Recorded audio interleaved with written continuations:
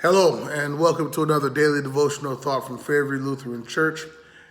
As we're looking at the life of Jacob in our Bible study, I'm going to connect the Bible study and our sermon this week, a little preview, a couple of questions for you.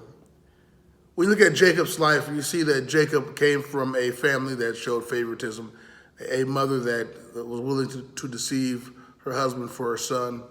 And then he traveled to his mother's homeland where his uncle was also willing to deceive to get what he wanted.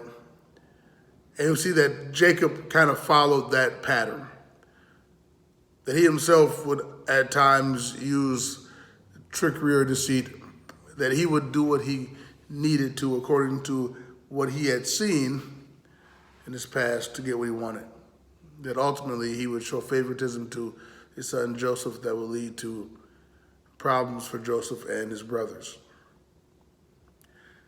Joseph was conforming to the patterns that he saw. And all too often we do that.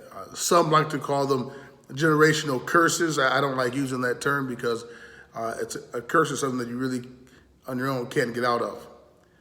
But we follow patterns of broken families, problems of abuse within families, problems of neglect, patterns that happen that are problems for us, and then we copy what we see.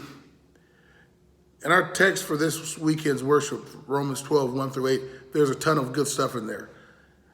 And I'm not going to focus on all of it because that's way too long of a sermon.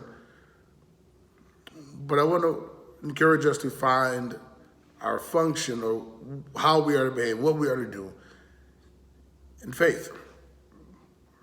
The portion of scripture that I want to share with you from Romans 12, verse 2 this morning says, "Do not conform any longer to the pattern of this world."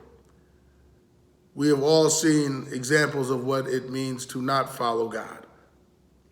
Even in godly households, there have been things that are part of the pattern of this world. Do not conform any longer to the pattern of this world. But rather it says, but be transformed by the renewing of your mind. So my encouragement to you and to me is that we don't try to follow the patterns, the sinful patterns of the world.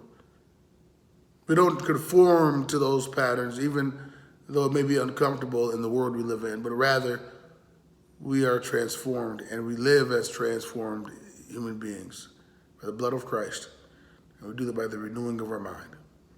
So may God bless you as you seek to find how you are to fit in this world that God has given us without conforming to the sinful world.